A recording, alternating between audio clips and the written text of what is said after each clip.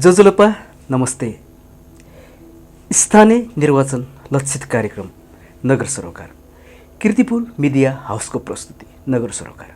हजुर नगर सरोकार कार्यक्रममा म कार्यक्रम प्रस्तुता ललेन्द्र साकेको स्वागत छ, अभिवादन।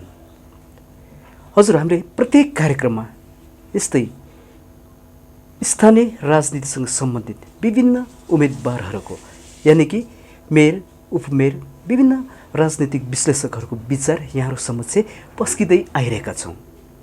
हजुर आज पनि यहाँहरू समक्ष यही चुनावी मामिलामा यही स्थानीय निर्वाचनको सम्बन्धमा एकजना व्यक्तित्वलाई हाम्रो यस नगर सरोकार कार्यक्रममा अतिथिको रूपमा निम्ताएका छौँ। हजुर उहाँ हुनुहुन्छ श्रीकृष्ण महर्जन। उहाँ नेपाल मजदुर किसान पार्टी नेमकिपा कीर्तिपुर नगरपालिकाबाट उहाँ मेयर पदमा उम्मेदवार हुनुहुन्छ। हजुर अनि उहाँ नेपाल मजदुर किसान पार्टीका उहाँ भूतपूर्व केन्द्रीय सदस्य पनि हुनुहुन्छ। हजुर उहाँको परिचय यहाँहरूले पछि दिने नै छौँ भन्दै सर्वप्रथम हामी यस नगर सरोकार कार्यक्रममा उहाँ श्रीकृष्ण महर्जनजीलाई हामी स्वागत गरौँ। हजुर श्रीकृष्णजी हाम्रो नगर सरोकार कार्यक्रममा स्वागत छ। धन्यवाद। हजुर हामी कुराकानी सुरु गरौँ। हजुर भन्छन् कि यो नेपाल मजदुर किसान पार्टी कीर्तिपुर भित्र्याउनुमा यहाँहरूले पहिलो कदम चाल्नुभयो। यहाँहरूकै प्रयासमा नेपाल मजदुर किसान पार्टी कीर्तिपुरमा भित्रियो भन्छन् होइन। अब यस विषयमा नेपाल मजदुर किसान पार्टी कीर्तिपुर ल्याउने क्रमको घटनाहरू यहाँहरूले किन ल्याउनुभयो, कसरी, सर्वप्रथम हाम्रो नगर सरोकार दर्शकवृन्दले सुनाइदिनुहोस् न। अब सबभन्दा पहिले त यो मजदुर किसान पार्टी कसरी भित्रियो भन्ने कुरामा त्यो बेलामा म अरू पार्टीहरूको पनि कुराहरू सुन्नु हिँड्थेँ। त्यो बेलामा क्लासहरू हुन्थ्यो कोठा कोठामा, त्यो बेलाको माले भन्थ्यो, उहाँहरूको क्लासमा पनि पुगेँ। त्यसपछि अहिले माओवादी भयो, पहिला जनमोर्चा भन्ने थियो, त्यो बेला उहाँहरूको क्लासमा पनि पुगेँ र उहाँहरूको कुराहरू सुन्ने अनि उहाँहरूको किताबहरू पुस्तकहरू हेरेँ। त्यसपछि मजदुर किसान पार्टीको साथीहरू पनि भेटियो, उहाँहरूको पनि किताबहरू पनि हेरेँ, उहाँहरूको व्यवहारहरू हेरेँ, कसरी बोल्नुहुन्छ, कसरी व्यवहार गर्छ भन्ने कुरा पनि सबै हेरेँ। हेरेपछि मलाई अरू पार्टीभन्दा मजदुर किसान पार्टी नै उचित लागेको हुनाले म मजदुर किसान पार्टीमा प्रवेश गरेको हो। हजुर यो कति सालको कुरा होला? यो 35 सालदेखिको कुरा हो। हजुर अनि यो नेपाल मजदुर किसान पार्टी चाहिँ यो जस्तै कि 2006 सालमा नेपाल कम्युनिस्ट पार्टी स्थापना भएको थियो। त्यसमा चाहिँ यो नेपाल मजदुर किसान पार्टीका अध्यक्ष नारायणमान बिजुक्सेजी, हजुर उहाँ पनि नेपाल कम्युनिस्ट पार्टी स्थापना गर्नुमा उहाँको पनि संलग्न छ भन्छन् होइन। तर यो राजनीतिक परिवेशमा होइन, यो राजनीतिक इतिहासमा यो नेपाल कम्युनिस्ट पार्टी स्थापना गर्नमा चाहिँ उहाँको नाम सुन्नमा आएको छैन भन्छन्। वास्तवमा यहाँले थाहा होला कि यो नेपाल कम्युनिस्ट पार्टी स्थापना गर्नुमा हाम्रो रोहितजी, यो नारायणमान बिजुक्से रोहितजीको पनि संलग्नता छ कि छैन, यहाँले थाहा भएअनुसार चाहिँ? अब जहाँसम्म नेपाल कम्युनिस्ट पार्टीको कुराहरू छ, उहाँ सुरुमा त विद्यार्थी जीवन बिताएको हुनाले केन्द्रीय समितिको कुराहरूमा उहाँलाई समावेश नगराएको होला। विद्यार्थी जीवनको कालमै उहाँले चाहिँ स्थानीय चुनावमा पनि धेरै लड्नुभयो। अनि त्यसपछि सबभन्दा ठुलो कुरा के हुन आयो भन्दाखेरि त्यो बेलामा नेपालमा भएको कम्युनिस्ट पार्टीका विद्यार्थी सङ्गठनहरू, हामी पहिला त्यसलाई अखिल नेपाल विद्यार्थी सङ्गठनहरू भन्थ्यो, उहाँहरूले दरबारमा गएर चाहिँ देउसी माग्न गएको उहाँलाई धेरै चित्त बुझेन। त्यस हिसाब किताबले उहाँले चाहिँ पार्टीमा धेरै कुराहरू निकाल्नुभयो, उठाउनु भयो, उहाँको कुराहरू सुनवाई भएन। अनि त्यसपछि हाम्रो रुसको कुराहरू पनि भयो, रुस र चिनको बिचमा रुस संशोधनवाद भयो भन्ने कुरा उहाँको मनमा, उहाँको अध्ययनले त्यही देखायो। त्यसपछि अब उहाँले चाहिँ रुसको संशोधनवादको कुराहरू पार्टीमा उठाउँदाखेरि पहिला त पुष्पलाल पनि थियो, अहिले उहाँ स्वर्गीय हुनु भइसकेछ। उठाउँदाखेरि उहाँको कुराहरूलाई कसैले पनि तेरपुसरी गरेन। त्यसपछि उहाँले चाहिँ नि रुस संशोधन सामाजिक साम्राज्यवादमा पतन भयो भन्ने किताब उही बेला उहाँले विभिन्न पुस्तकालयहरूमा विभिन्न पत्रिकाको आधार लिएर उहाँले पुस्तकहरू निकाल्नु भएको थियो। त्यसपछि उहाँ अलगिएर यो यहाँ बसिराखेर नेपालमा कम्युनिस्ट आन्दोलन क्रान्ति हुन सक्दैन भन्ने हिसाबले उहाँ चाहिँ अलगिएको र आफै चाहिँ छुट्टै त्यो बेलामा कम्युनिस्ट पार्टीको नाम पनि थिएन, उहाँले राख्नु भएन, नेपाल मजदुर किसान सङ्गठन भन्ने थियो। हजुर, उहाँको विचारमा अब त्यो सङ्गठन मात्रै बनाएर पछि कुनै कम्युनिस्ट पार्टीहरूमा पनि मिल्न सक्ने हिसाब किताबले बनाउनु भएको हो। तर पछि हुँदा हुँदा अरू कम्युनिस्ट पार्टीहरू विभिन्न चिरा टुक्रियो। रुसकै सम्बन्धमा लिएर कसैले रुस ठिक छ भन्ने हिसाब किताबले लाग्यो, कसैले चाहिँ नि रुस ठिक छैन भन्ने हिसाब किताबले विभिन्न किसिमको भयो। अनि त्यस बेलाका कम्युनिस्ट पार्टीका दिग्गज भनिएका मान्छेहरू अब पञ्चायतको त्यो राजाको त्यो बेलामा राजसभा स्थायी समितिमा समेत गएर त्यो बेलाका कम्युनिस्टहरू पनि पतन भएर गएको हुनाले उहाँले छुट्टै अनि पार्टी सङ्गठन गर्ने भनेरै लाग्नु भएको हो। हजुर, नेपाल मजदुर किसान पार्टीका संस्थापक अध्यक्ष नारायण बिजुक चाहिँ नेपाल कम्युनिस्ट पार्टी स्थापना हुँदाखेरि उहाँको पनि संलग्नता थियो, तर उहाँ चाहिँ अलगिएर आउनुभयो नेपाल मजदुर किसान सङ्गठनमा। हजुर, अनि यो अहिलेको कम्युनिस्ट पार्टीहरू छ नि, जस्तै कि माओवादी, लेनिनवादी, मार्क्सवादी, एङ्गेल्स होइन, उनीहरूको विचारधारामा यो केन्द्रित छ भन्छन्। अनि नेपाल मजदुर किसान पार्टीको खास के होला? कम्युनिस्ट पार्टीको संस्थापकको हिसाब किताबले हेर्ने हो भने संसारकै मार्क्स र एङ्गल्स नै हुन्। उहाँहरू पछि नै अब लेनिनहरू पनि जन्मिनु भएको हो। अब लेनिनले मार्क्स र लेनिनको सिद्धान्तलाई प्रतिपादन गरेर रुसमा त क्रान्ति गरेर सफल नै गरेको थियो। र नेपालको सन्दर्भमा अब कम्युनिस्टको आचरण नै भएन अहिलेको कम्युनिस्ट पार्टीहरूमा। नाम चाहिँ नि कम्युनिस्ट पार्टी राख्ने, अनि देश र जनताको लागि काम नगर्ने, खालि आफ्नो र आफूसँगको भनौँ न लाई मात्रै केन्द्रित गरेर शासन गरेको हुनाले नै नेपालमा कम्युनिस्ट पार्टीहरूको अरू कम्युनिस्ट पार्टीहरू पतनतिरै लागेको जस्तो मलाई चाहिँ महसुस भएको छ। हाम्रो चाहिँ यो अहिलेको माहौल, चुनावी माहौल छ है, स्थानीय चुनावको, यहाँ चाहिँ मेयर पदको उम्मेदवार पनि हुनुहुन्छ नेपाल मजदुर किसान पार्टीबाट किर्तिपुरमा होइन। अब चुनावको कुरा गर्दाखेरि यहाँको परिचय पनि हाम्रो दर्शकहरूलाई दिनु पर्ला होइन। अब यहाँको परिचय दिनुपर्दाखेरि होइन, अब यहाँको त नेपाल मजदुर किसान पार्टीको भूतपूर्व केन्द्रीय सदस्य हुनु भइहाल्यो होइन, अनि उम्मेदवार भनेर हाम्रो दर्शकहरूले थाहा पाइहाल्नु भयो होइन। अब यहाँको जस्तै व्यवसाय, जस्तै रोजगार होइन, कार्य, अनि यो समाजसेवा, यस्तो कार्यहरू हुनुपर्छ होइन, होला पनि होइन। अब हाम्रो दर्शकहरूलाई बुझाउनु पर्दाखेरि यहाँको परिचय कसरी दिनुहुन्छ तपाईँ? अब मेरो परिचय दिँदाखेरि अब पार्टीगत हिसाब किताबले त परिचय भयो नै। हजुर,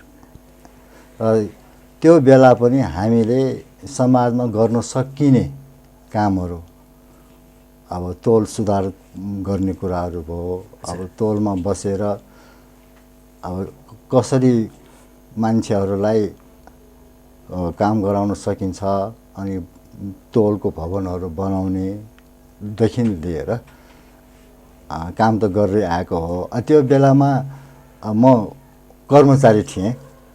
कर्मचारी भएको हुनाले प्रतिबन्ध भएसम्म कर्मचारी भए पनि काम गर्न सकिन्थ्यो, भित्रभित्र कामहरू हुन्थ्यो। जब हामीले 46 सालको आन्दोलनहरू सुरु भयो, आन्दोलन सुरु भएर 48 सालमा बहुदलीय व्यवस्था आइसकेपछि पार्टीगत रूपले सबै पार्टीहरूको सूची तयार गर्नुपर्ने अवस्था आयो। त्यो बेलामा विकल्प मैले खोज्नु पर्यो, या त मैले पार्टी छोड्नु पर्यो या त मैले जागिर छोड्नुपर्ने अवस्था भयो। त्यो हिसाब किताबले अब केटी पनि सानो थियो त्यो बेलामा। कुन जागिर होला यहाँको? हजुर, जागिर चाहिँ सरकारी जागिर नै हो। त्यसो भएको हुनाले अब दुई त नाउँ राखेर त हिँड्नु भएन मान्छेले। त्यस्तो भएको हुनाले अब केटी पनि पाल्नु पर्ने भयो। अनि आर्थिक रूपले पनि त्यो बेलामा गाह्रै थियो जागिर खाएर पनि त्यो हिसाब किताबले अनि मैले पार्टीमा अलिकति ब्याक भएर बसेको मात्रै हो। हजुर भित्रभित्र त काम गर्नुपर्ने जे कामहरू छ पार्टीको काम गरिराखेकै थिएँ। हजुर यो यहाँ चाहिँ सरकारी जागिरमा छँदाखेरि पार्टी पनि प्रवेश पार्टीको कार्य सँगसँगै लानुभयो तर बाहिरी रूपमा होइन कि भित्रभित्र रूपमा अनि त्यसपछि यो पार्टी र यहाँको रोजगार जीवनसँग चाहिँ सम्बन्ध कसरी रह्यो त हालसम्मको कुरा गर्दाखेरि म अब अगाडि नै बसेर कहीँ पनि सभा स्थलहरू यताउति चाहिँ हिँडिएन अहिले जस्तो फ्रन्टमा साइडमा बसिएन। पछाडि बसेर साथीहरूलाई गर्नुपर्ने कसरी गरेर पार्टीको विकास गर्न सकिन्छ भन्ने हिसाब किताबले लागिरहेकै थिएँ। हजुर अब हामी चुनावको कुरा गरौँ होइन अब प्रचार प्रसार त एकदम भइरहेको छ होला होइन यो छ। हजुर अब चुनावी प्रचार प्रसारको क्रममा होइन के कस्तो भइरहेछ यो जानकारी दिनुहोस् न हाम्रो दर्शकवृन्दले। चुनावी प्रक्रियाको हिसाब किताबमा अब हामी हिँड्दाखेरि जहाँ हाम्रो मतदाताहरू हुन्छ उहाँहरूको गुनासोमा कस्तो देखिन्छ भन्दाखेरि यिनीहरूको अहिलेका जुन चुनावको माहौलमा आएका ठुला दलका नेताहरू भन्नेहरूको त्यो दलहरूको त 30-30 वर्ष हेरिसकेँ 32 वर्ष 33 वर्ष भइसक्यो उहाँहरूले शासन गरेको तर देशमा चाहिँ नि सुशासन भएन। उल्टो झन् चाहिँ नि जनताले दुःख मात्रै पाएको जस्तो गुनासोहरू मैले धेरै ठाउँबाट सुनेको छु। अनि प्रायःजसो मतदाताहरूले अब यसपालि चाहिँ नि मजदुर किसान पार्टीलाई नै रोज्नुपर्छ उहाँहरूलाई पनि एकचोटि हेरौँ न काम कस्तो किसिमले गर्नुहुन्छ भन्ने हिसाब किताबले नै सोचिरहेको छ अहिले। हजुर हाम्रो जनता कीर्तिपुरको मतदाताहरूबाट चाहिँ यहाँहरूलाई राम्रो आश्वासन नै आएको छ। हजुर राम्रै आश्वासन आएछ। यहाँहरूले चाहिँ यो नेपाल मजदुर किसान पार्टीबाट कीर्तिपुर नगरपालिकामा कहाँ कहाँ उम्मेदवारी दिनुभएको छ? कीर्तिपुर नगरपालिकाबाट अब सङ्ख्यात्मक रूपले हामी सानै छौँ अहिले पनि। हामीले पाङ्गाको 8 नम्बर र 5 नम्बरमा पुरै दिएछु तर हामीले यो अहिले के जनजातिकोहरूकोमा अब 8 नम्बरमा त एकै परिवार मात्रै रहेछ दलित भन्छ होइन एकै परिवार मात्रै रहेछ।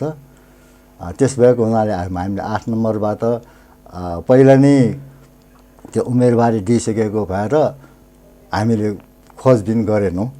एकै परिवार मात्रै छ जसले दिए पनि उसैलाई मात्रै दिन सकिने हो। त्यस्तै अब 5 नम्बरमा त्यहाँ त थियो अलिकति तर यो हटपटले गर्दाखेरि हामीले दलितहरूको चाहिँ उम्मेदवारी दिएनौँ अरू सबै हामीले 8 नम्बर र 5 नम्बरमा दिएछौँ। त्यस्तै अब हामीले 9 नम्बरमा वडा अध्यक्षको उम्मेदवार दिएछौँ र 2 नम्बरमा पनि वडा अध्यक्ष र सदस्यको उम्मेदवार दिएछौँ। हजुर अनि यो कीर्तिपुर नगरपालिकाभित्र त 10 वडा छैन अनि 10 वडामा उम्मेदवारी दिन नसक्न कारण हाम्रो चाहिँ यो कार्यकर्ताहरू हाम्रो समर्थकहरू होइन हाम्रो पार्टीका सदस्यहरू नपुगका कारण चाहिँ नदिनु भएको हो कि खास के होला? हामी सानै भएरै दिन नसकेको हो। अब हामीले वडामा गएर पार्टी सङ्गठनहरू विस्तार गर्न सकिरहेको थिएनौँ। अनि जहाँ जहाँ हाम्रो सङ्गठनहरू विस्तार भएको छ त्यहाँ चाहिँ नि हामीले उम्मेदवार दिएको हो। हजुर अब यहाँ मेयर पदको उम्मेदवार होइन अब भन्नुपर्दाखेरि हाम्रो दर्शकवृन्दहरूलाई यहाँको उम्मेदवारी किन? अब एक हिसाबले मेरो उम्मेदवारी भनेकै अहिले देखा परिरहेको विसङ्गतिको विरुद्ध नै हो। अब मैले त के महसुस गरेको छु भने अब हामीले चाहिँ नि चुनावको बेलामा चुनावको ताका भोट दिएर हामी जनप्रतिनिधिहरू छान्छौँ तर पछि आएर त्यही जनप्रतिनिधिले अब हामीलाई दुःख दिने कामहरू धेरै भइरहेको देखेको हुनाले अब यसरी जनतालाई नै दुःख दिने जनतालाई नै सताउने हिसाब किताबको जनप्रतिनिधिहरू छान्यो भने फेरि पनि हामी जनताले त्यस्तै दुःख पाउँछ भनेर त्यस्तो सचेतताको लागि पनि मैले उम्मेदवार दिएको हो। हजुर सचेतता भनेपछि के होला बुझाइदिनुहोस्। सचेतता भन्दाखेरि जब हामी नागरिक हौँ यो देशमा चाहिँ नि जो सरकार आयो त्यसको मान्छे मात्रै राम्रो हुने अनि अरू नागरिकलाई नारीकै नगर्ने, दुःख दिने, नारीको चेतना नै नजगाउने हिसाब किताबले पार्टीहरू गइरहेको मैले महसुस गरेको छु। अब यसलाई अब हामीले व्याख्या गर्नु पर्दाखेरि मैले त कस्तो देखेँ भन्दाखेरि यो राणाकालीनको जस्तो अहिले चाहिँ पार्टीका प्रतिनिधिहरूको हुकुमी शासनै चलाएको जस्तो पनि देखिन्छ। हजुर, भनेपछि यहाँको नजरमा चाहिँ अहिलेका यो शासक दलहरू राणा शासनभन्दा कम छैन, बिल्कुलै कम छैन। राणा शासनमा पनि राणाहरूको हुकुमले हुन्थ्यो। अनि कसैलाई दुःख पर्यो भने प्रभु भनेर चाकरी गरिसकेपछि मात्रै लल्ल त्यसको केस हेर्यो भन्ने हिसाब किताबले गर्थ्यो भने अहिले पनि त्यही हो। खास एउटा सिफारिस दिनलाई पनि मान्छेलाई महिनौँ दिनसम्म झुकाइराख्ने त्यसरी गरिरहेको देखिन्छ है। यो खासमा अब नागरिक भएर नागरिकलाई बाँच्न नदिने नै उपाय हो यो। भनेपछि अब नेपाल मजदुर किसान पार्टी यो चुनावमा आएको छ नि होइन। अब यहाँले जुन कि अहिलेको शासन सत्ता यो राणा शासनभन्दा कम छैन भन्नुभयो होइन। अब नेपाल मजदुर किसान पार्टी त अहिले चुनावमा आइरहेको छ नि। अब जनताहरूलाई यहाँले बुझाउनुहुन्छ होइन यो चुनावी दौरानमा। अब यहाँहरूले जनताले कुन प्रतिबद्धता बोकेर कुन प्रतिबद्धता सुनाउनु भएर चाहिँ भोट माग्दै हुनुहुन्छ त? हामीले प्रतिबद्धता कस्तो हिसाब किताबले छ भने नागरिकलाई नागरिक भएर बाँच्ने अधिकारको लागि हामी लड्दैछौँ। जब नागरिकले नागरिक अधिकारै पाएन भने तपाईँहरूले नै छानेको जनप्रतिनिधिले तपाईँलाई नै त्यसरी हेला होचो गर्छ भने अहिले एकचोटि नागरिकहरूले छातीमा हात राखेर विचार गर्नुपर्छ। तपाईँहरूले सोच्नुहोस्, तपाईँहरूले 30 वर्ष भोगिसकेको छ। 30 वर्ष भोगेर पनि तपाईँहरू अब चेतना जागृत गर्न सकेन अथवा अहिलेको कुनै पनि पार्टीले नागरिकको सचेतता गर्नुपर्छ भन्ने आवाज यदि उठाउँदैन भने तिनीहरूलाई हामीले जनताको सरकार कसरी भन्न सक्छ र? नेपाल मजदुर किसान पार्टी सरकारमा आयो भने जनतासँगै यहाँले भन्नुभएको प्रतिबद्धता पुरा हुन्छ। नागरिकको अधिकार बारेमा राम्ररी नागरिकहरूलाई बुझाउन सक्यो भने उहाँहरू आफै मुरमुरेर आउनुहुन्छ।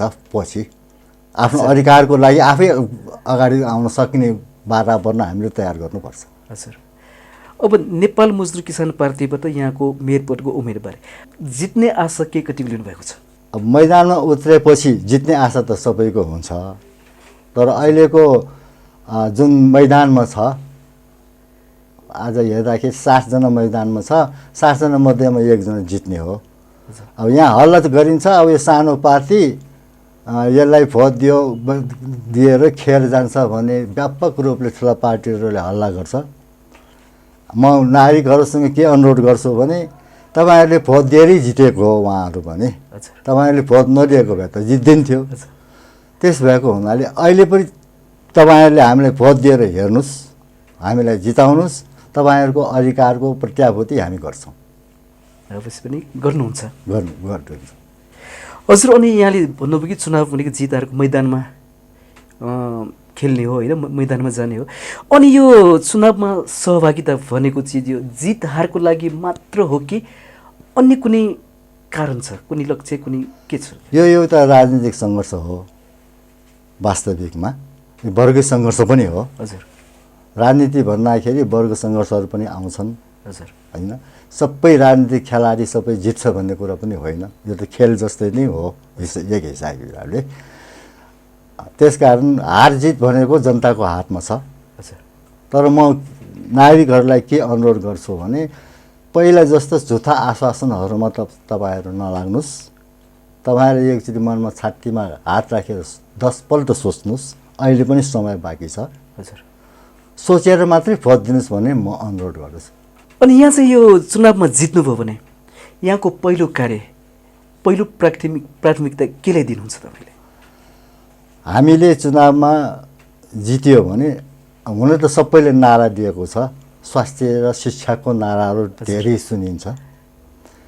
उहाँहरूले पहिले पनि नारा दिएको थियो, स्वास्थ्य शिक्षा संविधानमा पनि लेखेको थियो, शिक्षाको लागि माध्यमिक तहसम्म निःशुल्क भनेर संविधान पनि लेखेको थियो। तर अहिलेसम्म सरकारी स्कुलहरूमा पनि निःशुल्क गर्न सकिरहेको छैन, किनभने उहाँहरूको त्यहाँतिर ध्यानै गएको छैन।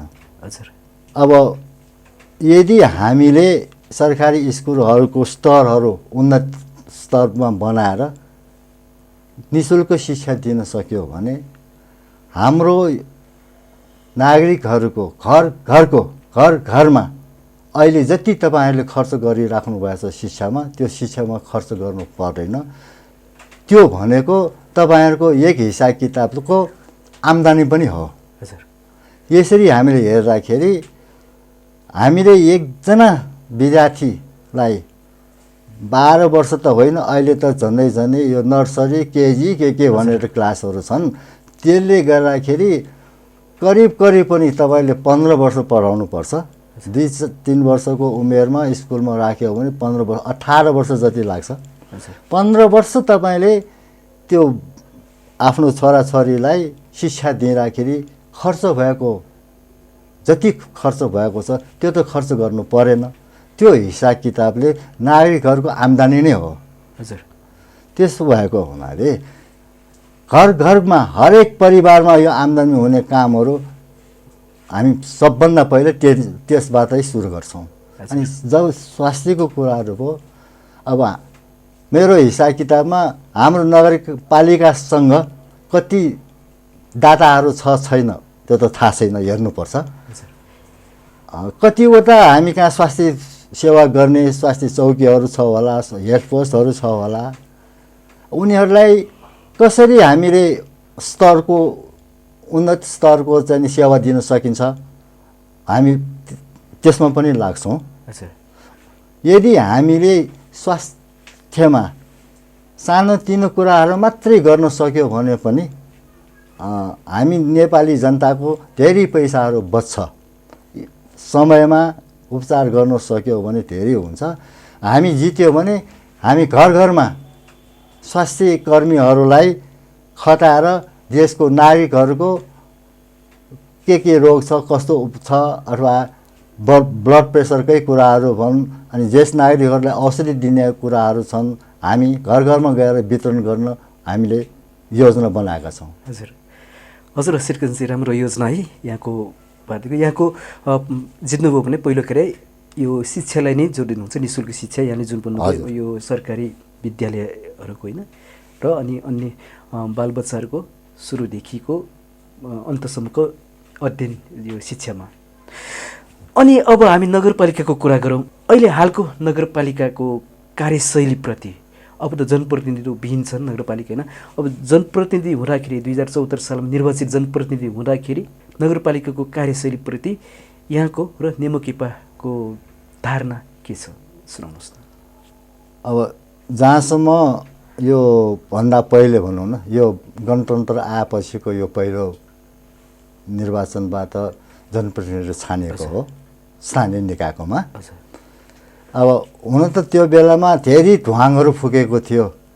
सिंहदरबार गाउँमा पुर्याउँछौँ भनेर ढुवाङ रचेको थियो है। त्यो बेलामा हामीले सुन्दाखेरि कस्तो लाग्थ्यो भने ओहो अब त हामीलाई जे गरे पनि सजिलो हुन्छ भन्ने हिसाब किताबले हामीले जनप्रतिनिधिहरूसँग अपेक्षा गरेका थियौँ।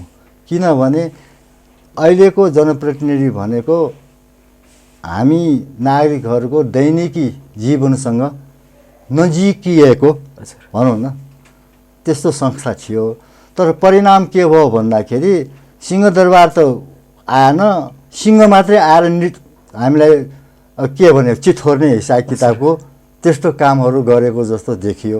उदाहरण त त्यसमा हामीले धेरै दिन सक्छौँ। एउटा सिफारिस लिनलाई पनि महिनौँ लगाइदिने, त्यो भनेको जनतालाई दुःख दिने नै हो नि त। अर्को कुरा के पनि देखिन्छ भन्दाखेरि अहिले प्रत्यक्ष अप्रत्यक्ष रूपले अहिलेको हाम्रो जनप्रतिनिधिहरू सबै ठेकदार बनेर हिँडेका छन्। हामीले आफ्नो कार्यकर्ताहरूलाई देश र जनताको सेवा गर्न सिकाउनु पर्ने ठाउँमा अब आफ्नो कार्यकर्ताले लिएर आएको काम भएपछि जे पनि फर्स्टआउट हुने, जे पनि हुने हिसाब किताबको देखिरहेको छ।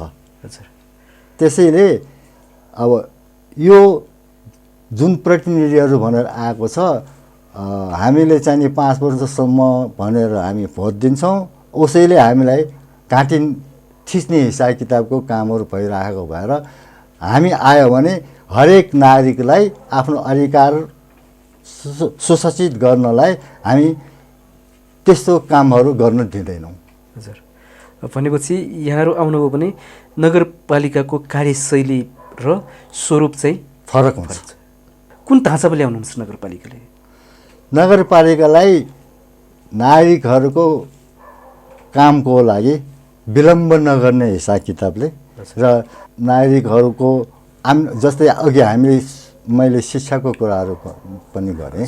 हामीले निःशुल्क मात्रै शिक्षा दिन सकेमा पनि नेपाली हाम्रो चाहिँ नि नागरिकहरूको घरको चाहिँ नि आम्दानीहरूको स्रोतहरू पनि बढ्छ। अनि अर्को कुरा के हो भन्दाखेरि नगरपालिकाको स्रोत भनेको नागरिकहरूकै सम्पत्ति हो। नागरिकहरूकै सम्पत्ति भएको हुनाले नागरिकहरूकै लागि खर्च गर्नलाई कुनै आपत्ति चाहिँ नि छैन।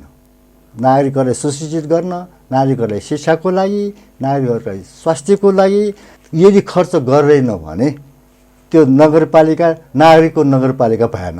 भनेपछि यहाँहरू आउनुभयो भने नगरपालिकाले राम्रो व्यवस्थित रूपमा चाहिँ परिचालित गर्नुहुन्छ होइन? हजुर हजुर, अब श्रीकृष्णजी अब हामी कुरा गरौँ यो चुनावी दौरानमै। अब यहाँसँगै प्रतिस्पर्धी अन्य पार्टीका उम्मेदवारहरू पनि छन् होइन? अब यहाँको विचारमा र नेपाल मजदुर किसान पार्टीको विचारमा अहिले जुन उत्तीर्ण भएका यहाँको प्रतिस्पर्धीको रूपमा उत्तीर्ण भएका उम्मेदवारहरूको र ती पार्टीहरूको विषयमा नेपाल मजदुर किसान पार्टी र यहाँको धारणा के छ? सर्टकटमा बताइदिनुहोस् न। अब मैले अघि पनि भने हामीले उनीहरूको राज्य सत्ताको हिसाब किताब यो नगरपालिकाको मात्रै होइन, राज्यकै हिसाब किताब गर्दाखेरि पनि करिब 46 सालदेखिको राज्य सत्ता हामीले हेरि नै सक्यौँ नि। उनीहरूले कतिसम्म देश र जनताको लागि काम गरेको छ, कतिसम्म गरेको छैन।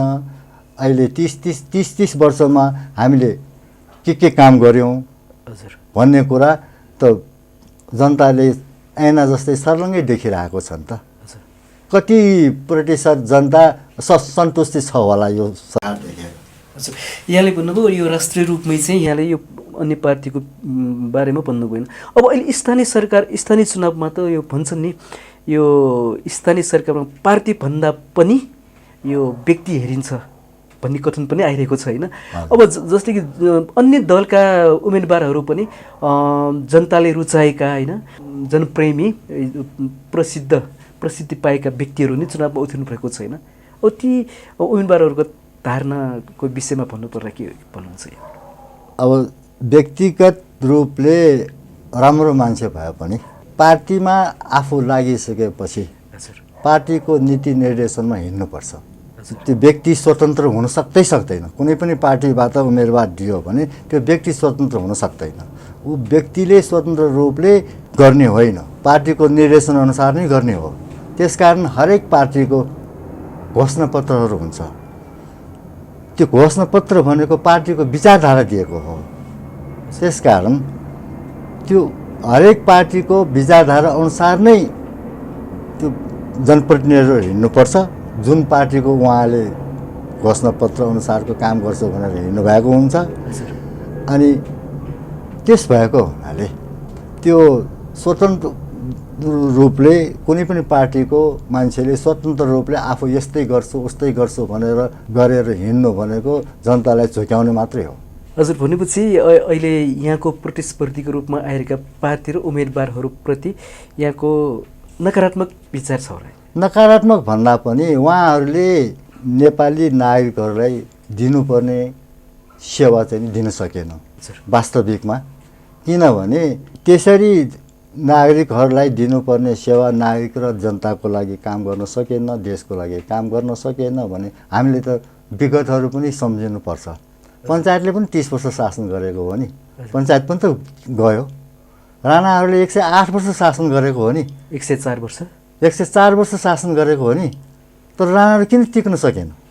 किनभने यिनीहरूले देश र जनताको लागि काम गरिएन, खालि आफ्नै स्वार्थको लागि मात्रै काम गरेको हुनाले उनीहरू राज्य सत्तामा रहन सकेन। उनीहरूलाई जनताले फाल्यो। यिनीहरूले पनि यदि यस्तो देश र जनताको लागि काम गरेन भने जनताले एक दिन फाल्छ।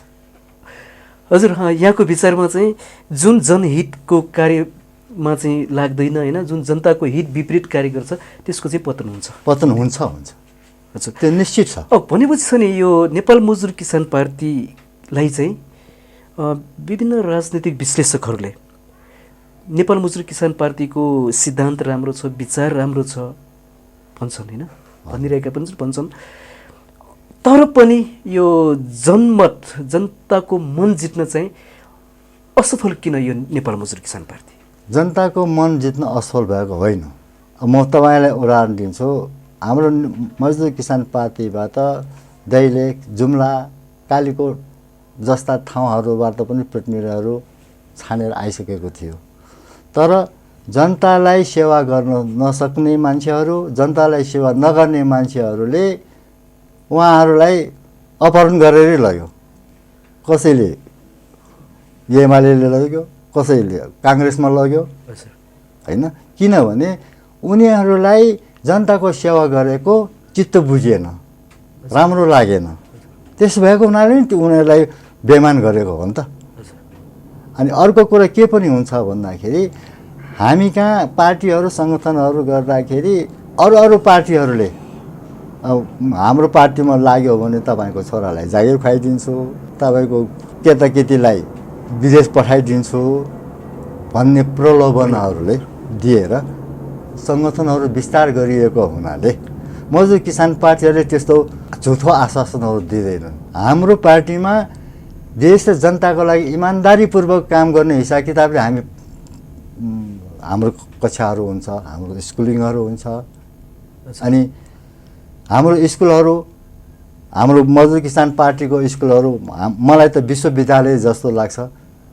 हामीले त्यहाँ धेरै कुराहरू सिक्न पाउँछौँ, धेरै कुराहरू पढ्न पाउँछौँ। त्यस भएको हुनाले हामीले मनदेखि देश र जनताको सेवा गर्ने भावनाले नै हामी उत्प्रेरित गरेर पार्टीमा लगाउन खोज्छौँ। तर अरू पार्टीहरूले अघि भने जस्तै लोभ लालच दिइरहेको हुनाले तपाईँहरूको पार्टीमा आयो भने मैले के पाउँछ भनेर सोध्ने त्यस्तोहरू हामीले पाएका छौँ। हजुर श्रीकृष्ण चाहिँ हामी अन्तिम चरणमा छौँ है हाम्रो नगर सरकार कार्यक्रममा।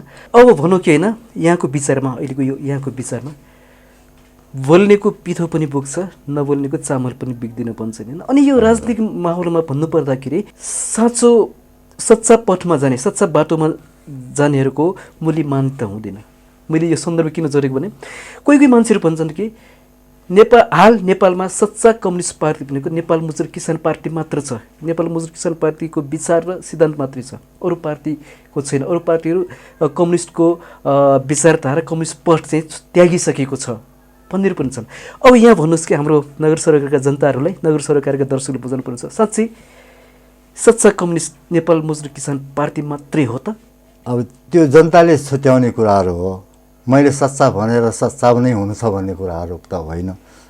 तर हामी दाबाका साथ भन्छौँ हामी जनताको सेवाका लागि नै काम गर्छौँ। देशको सम्पत्ति भनेको नारीघरकै सम्पत्ति हो। त्यसमा हिनामिना गर्ने, त्यसमा आफूले मात्रै खाने, देशको सम्पत्तिहरू आफ्नै नाउँमा आफ्नै उसमा गर्ने भनेको त्यो तिनीहरू कोही पनि कम्युनिस्ट हुन सक्दैन। उदाहरणको लागि हामी हेर्न सक्छौँ, अब विभिन्न अहिले देखा परेका पार्टीहरू भनौँ, अहिले एमाले भनौँ, माओवादी भनौँ होइन।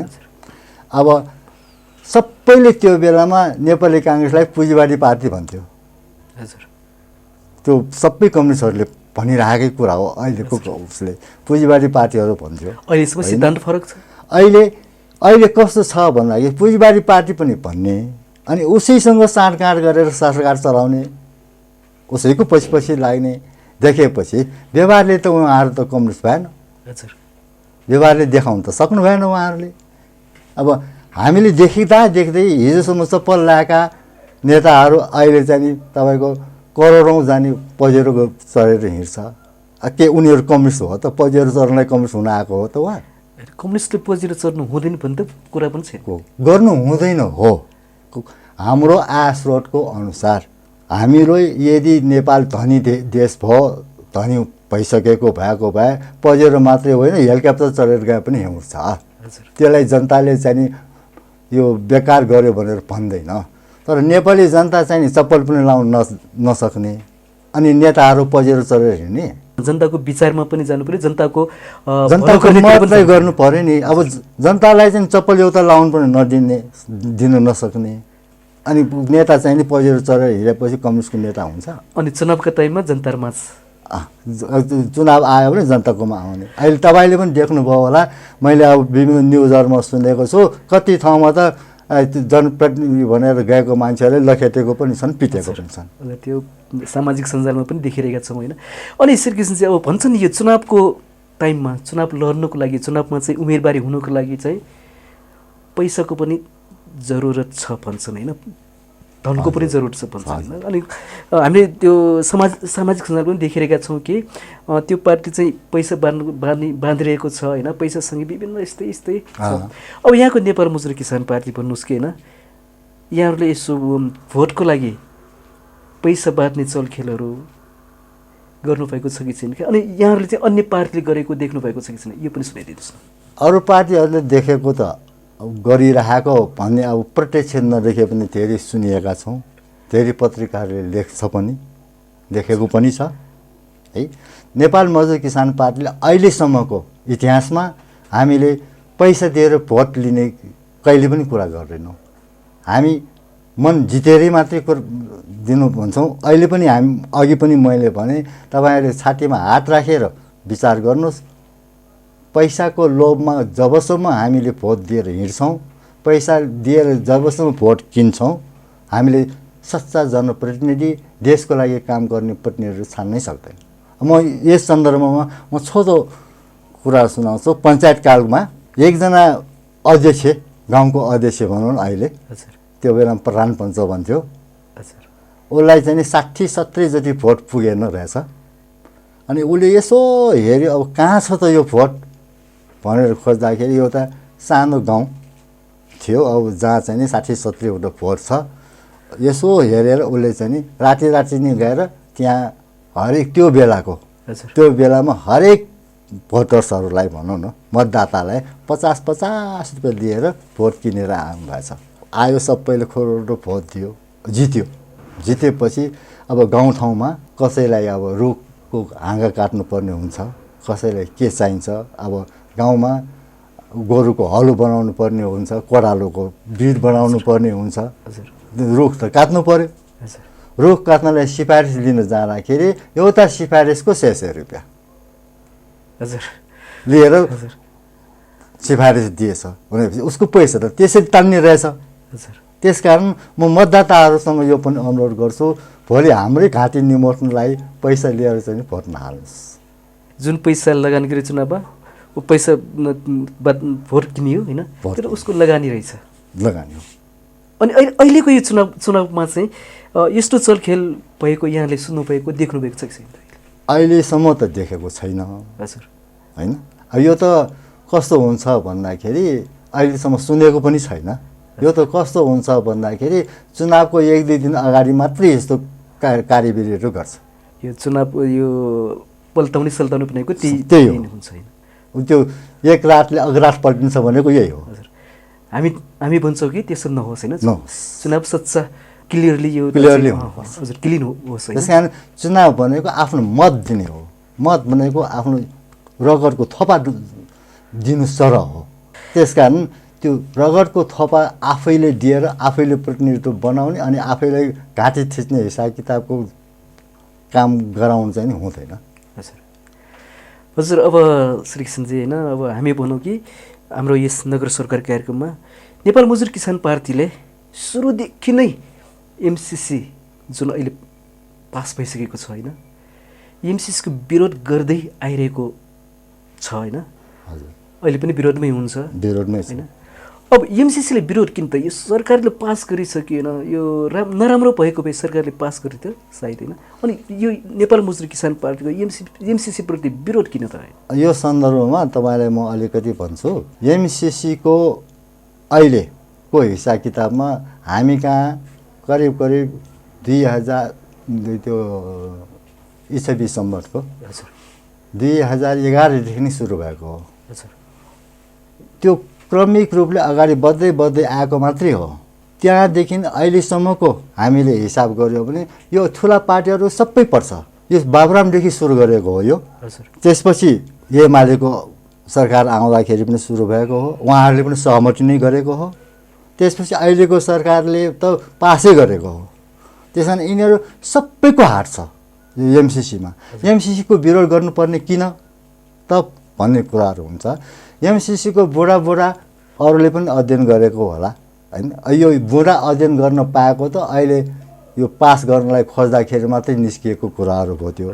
पहिला त कसैलाई केही पनि थाहै थिएन। त्यसरी नेपाली जनतालाई सूचना नै नदिइकन, थाहै नदिइकन, नेपालको संसदलाई नै थाहा नदिइकन काम गरेको रहेछ यो एमसिसी भनेको।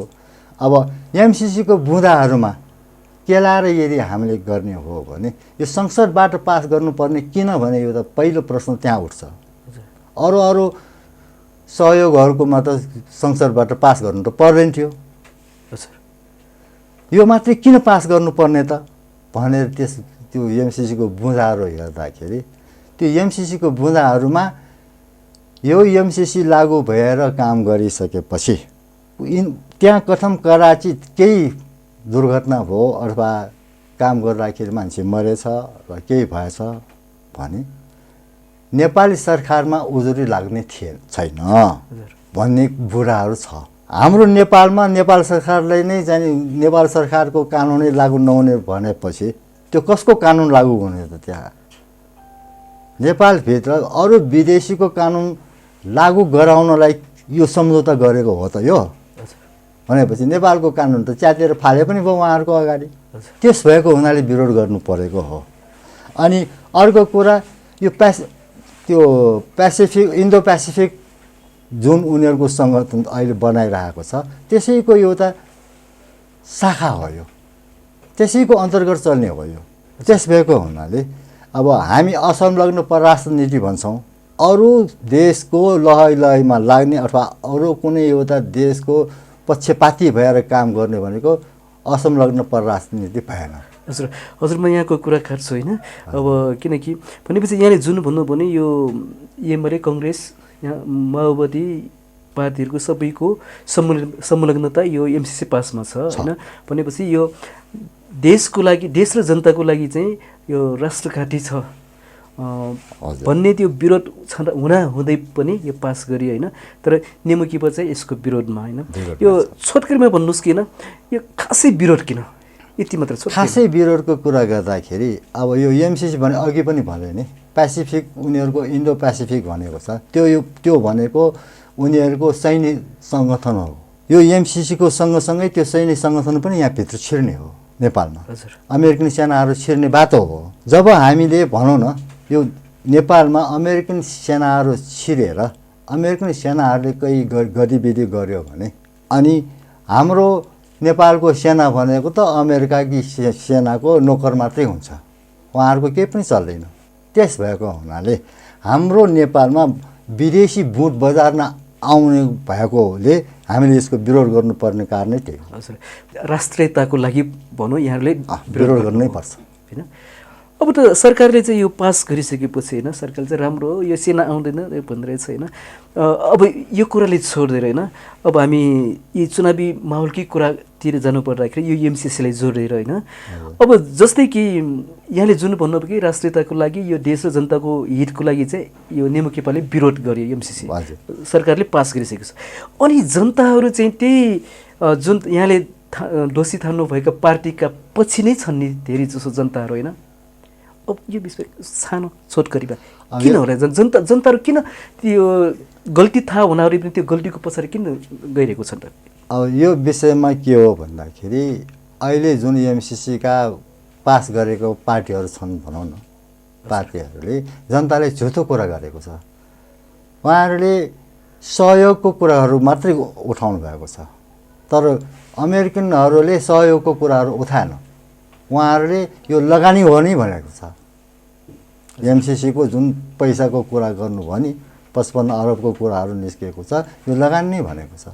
अनि अर्को कुरा हामी के पनि बुझ्नुपर्छ भन्दाखेरि हाम्रै देशमा अब एनसेलको कति अरबको कुरा थियो 67 अरबको कुराहरू थियो होइन। उहाँहरूलाई सर्वोच्च अदालतबाटै मिना गरेर अब आफ्नै देशमा कर उठाउनु पर्ने चाहिँ नि नउठाउने, मिना गरिदिने, अनि त्यो 55 अरबको लागि रियाल चुहाउने, यो त यसो हेर्दाखेरि विडम्बनाको कुरा छ कि। त्यसरी हेऱ्यो भने अब त्यो यदि पैसा एनसिएलको पैसा उठाएको भए त त्यो एमसिसीको 55 अरब पैसा दिने त कुनै अर्थ नै भएन नि। त्यही पैसाले पुग्थ्यो नि त त्यो काम गर्नुलाई। त्यसकारण यो चाहिँ नि सबै यो साजिसै हो, जालसाजी नै हो, यो सहयोग कुनै हालतमा पनि होइन। यो नेपाललाई चाहिँ नि लोभ देखाएकै हो है। त्यसकारण यसले चाहिँ नेपालको भलो चाहिँ पक्कै हुँदैन। त्यस भएको हुनाले हामी नेपाली जनतालाई यो कुरा बुझाउनको लागि पनि हामीले विरोध गरेर हिँड्नुपर्ने आवश्यकता त्यही हो। हजुर सरकारजी, अब यहाँले अन्तिम प्रश्न है, अब यही एमसिसीसँग जोडेर होइन, अब जुन कि यहाँले भन्नुभयो कि जनताले चाहिँ एउटा सचेत गराउनु भयो होइन, अब यो स्थानीय निर्वाचनमा एमसिसी पासले चाहिँ असर गर्छ कि गर्दैन होइन। जस्तै कि तिनटै दल माओवादी, कङ्ग्रेस, एमाले यी चुनावी मैदानमा छ होइन। अब जनताहरूले भोट दिनु हुँदाखेरि यो एमसिसीलाई सम्झेर, एमसिसी पासले सम्झेर यो भोट दिने बेलामा जनताले चाहिँ उहाँहरूलाई भोट दिनुहुन्छ कि यहाँहरूलाई? हामीले त भन्दैछौँ यो एमसिसी सम्झौता देशघाती हो। त्यसकारण एमसिसी सम्झौता गर्नेलाई हराउनुपर्छ भनेर हामी लागेका हौँ। हाम्रो नारा नै त्यो पनि छ। अनि किन हराउनु पर्ने त भन्दाखेरि भोलि हामीले अहिलेदेखि बाटो उनीहरूलाई छेक्दै भनौँ न, उनीहरूलाई नपठाउने बाटो छेक्दै गएपछि भोलि हामी संसदीय चुनावमा पनि छेक्न सक्छौँ। र भोलि उनीहरूको प्रतिनिधि हाम्रो संसदीय व्यवस्थामा पुगेन भने उनीहरूको कमजोर अवस्था हुन्छ। त्यस बेलामा हाम्रो संसदले त्यो एमसिसी खारेज पनि गर्न सक्छ। हजुर अवश्य पनि। भनेपछि हाम्रो समय पनि लगभग सकिएको अवस्था छ है।